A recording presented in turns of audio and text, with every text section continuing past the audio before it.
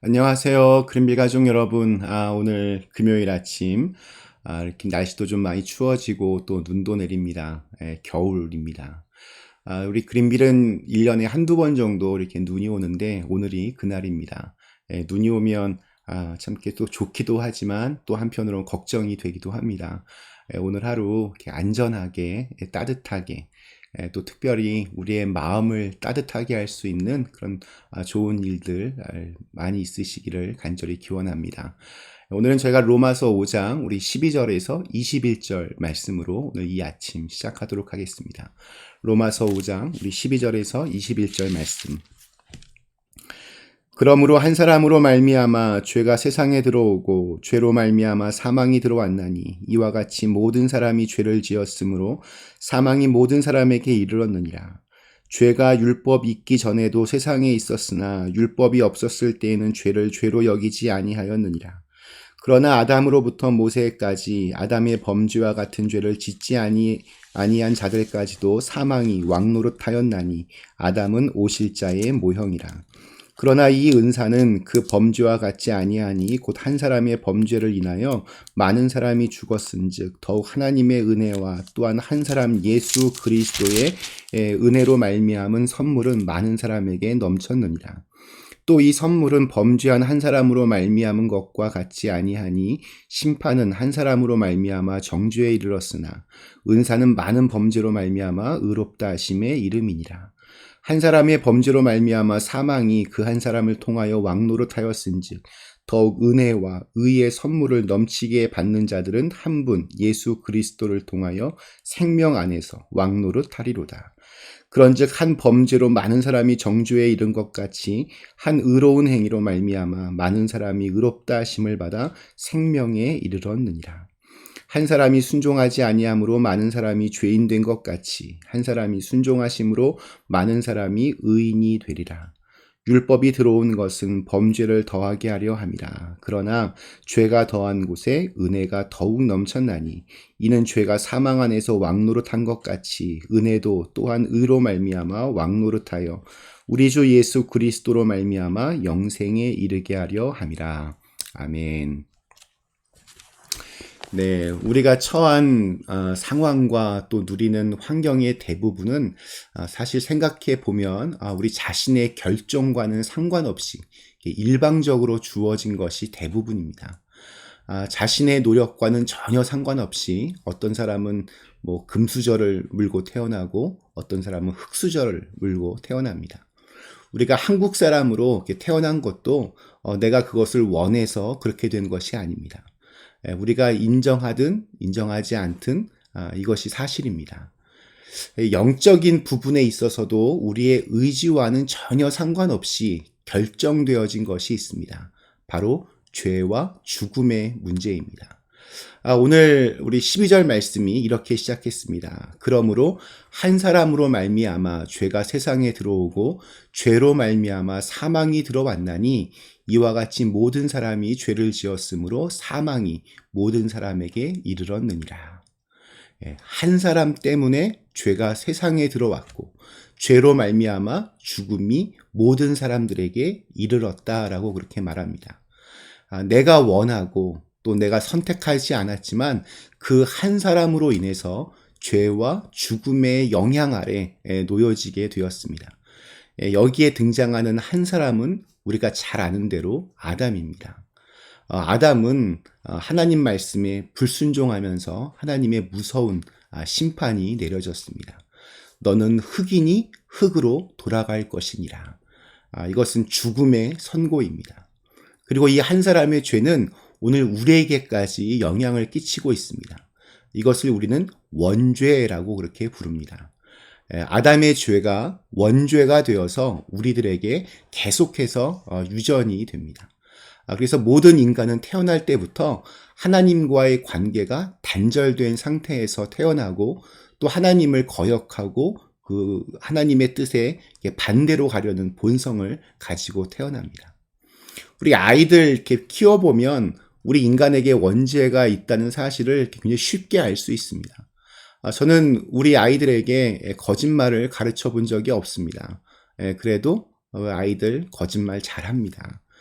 미워하고 시기하며 거짓말하는 것은 가르쳐 주지 않아도 알아서들 스스로 정말 잘합니다.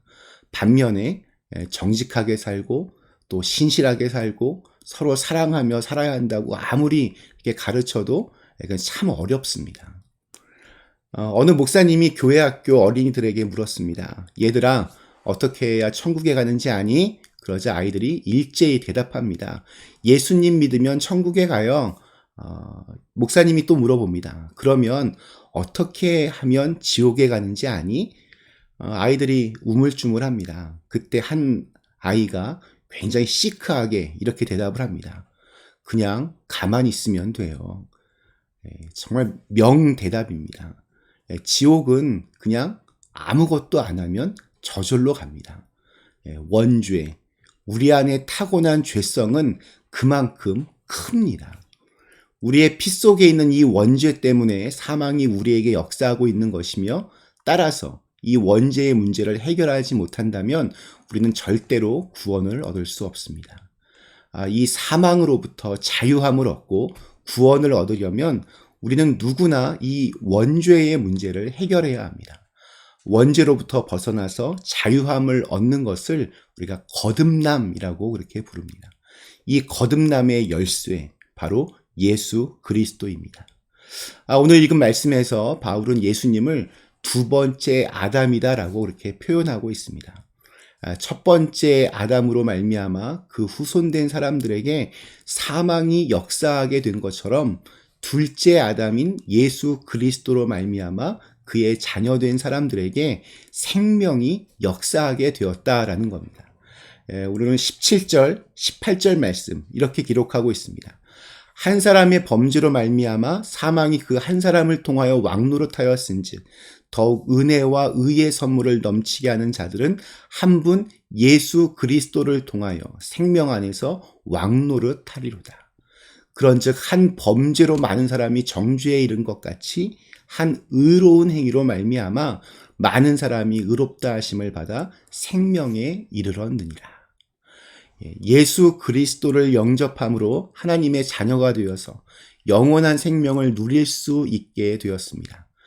중요한 것은 죄를 짓는 것은 특별한 수고와 노력 없이 본능적으로 그렇게 되지만 선을 이루고 하나님의 뜻대로 사는 것은 열심히 노력하고 수고해도 생각만큼 잘 되지 않는 우리들의 실존을 깨닫는 것입니다. 하나님은 우리에게 자유의지를 주셨습니다. 그러나 우리의 의지는 한계가 있어서 그 의지만으로는 온전한 하나님의 자녀가 될 수 없습니다. 우리의 의지로는 죄의 본능을 다스릴 수 없습니다. 또한 의지와 노력만으로 하나님의 말씀에 순종하는 사람이 될 수도 없습니다. 그러나 우리는 자유의지로 예수 그리스도를 자신의 주님으로 인정할 수는 있습니다. 그것으로 충분합니다. 우리의 한계를 아시는 하나님께서 우리의 진심을 보시고 우리가 할 수 없는 일은 그때부터 하나님께서 담당해 주시기 때문입니다. 내 의지와 노력으로 우리는 거듭날 수 없습니다. 하나님의 능력으로만 거듭날 수 있습니다. 그러므로 다만 거듭남의 필요성을 인정하고 그 거듭남을 하나님께 부탁하고 기도하면 하나님께서 우리의 소원과 기도를 들으시고 예수 그리스도를 자신의 주로 영접하고 온전한 하나님의 자녀로서 살 수 있는 능력을 우리에게 분명히 주실 것입니다. 우리 20절에는 재미난 표현이 있습니다. 율법이 들어온 것은 범죄를 더하게 하려 함이라. 그러나 죄가 더한 곳에 은혜가 더욱 넘쳤나니. 죄가 더한 곳에 은혜가 더욱 넘쳤다. 이게 무슨 말일까요? 우리 율법의 역할은 죄를 깨닫게 해주는 것입니다. 법이 없으면 범죄도 없습니다. 법이 있어야 이것은 죄다 이렇게 판결할 수 있습니다. 그렇기 때문에 20절 말씀은 이렇게 좀 풀어보면 훨씬 더 이해하기가 쉽습니다. 율법이 들어온 것은 죄를 더 많이 깨닫게 하려 함이라. 그리고 죄를 더 많이 깨달은 곳에는 은혜가 더욱 넘친다. 왜 그럴까요? 은혜에 충만한 생활을 하는 사람들의 공통점은 자신이 주님 앞에서 어떻게 할 수 없는 죄인임을 처절하게 알았던 사람들입니다. 다른 사람들보다 더 철저하게, 더 예민하게 그렇게 알았습니다. 바울이 그랬고, 베드로가 그랬고, 또 다윗이 또한 그랬습니다. 바울은 자신을 가리켜서 죄인 중에 괴수다라고 했고, 베드로는 주여 나를 떠나소서 나는 죄인이로소이다 라고 고백했습니다. 제가 지난번 우리 시편에서 본 것처럼 다윗은 회개의 눈물로 침상을 적시고 그 침상이 썩게 할 만큼 그렇게 회개의 사람이었습니다. 그들이 다른 사람들과 비교해서 더 큰 죄인들이었기 때문이 아닙니다. 그만큼 죄에 대해서 민감한 사람들이었기 때문입니다. 다른 사람의 죄를 들추고 또 그것을 안주 삼아서 그 사람 흉을 볼 때는 뭐 재미는 좀 있겠지만 은혜는 안 됩니다. 그러나 내 죄가 깨달아지고 내 죄를 주님께서 용서해 주신다는 마음이 들면 그때만큼 은혜가 될 때가 없습니다. 그래서 내 죄가 깨달아지면 깨달아질수록 은혜는 더욱더 넘쳐나게 되는 것입니다. 그러나 우리의 문제는 남의 죄는 굉장히 크게 다가오고 내 죄는 가볍게 여겨지는 데 있습니다. 은혜 중에 은혜는 죄사함의 은혜입니다. 오늘 하루 내 마음 한구석에 꽁꽁 숨겨두었던 죄가 깨달아지는 그런 은혜가 있게 하여 주옵소서.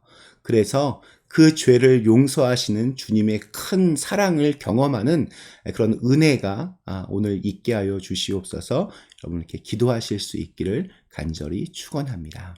잠시 함께 기도하시겠습니다. 좋으신 하나님, 아담의 그 죄로 말미암아 원죄가 우리에게 들어오고 또 그 원죄로 죽을 수밖에 없는 운명이었지만 또 두 번째 아담 예수 그리스도를 통하여서 우리에게는 새로운 생명의 역사가 시작되었습니다.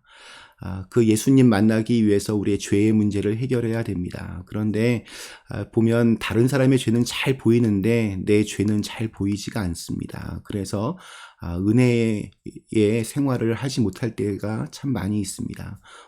내 죄가 깨달아지는 은혜가 있게 하여 주옵시고 또 그 죄보다 더 크신 주님의 사랑을 경험할 수 있는 은혜가 우리에게 있게 하여 주시옵소서.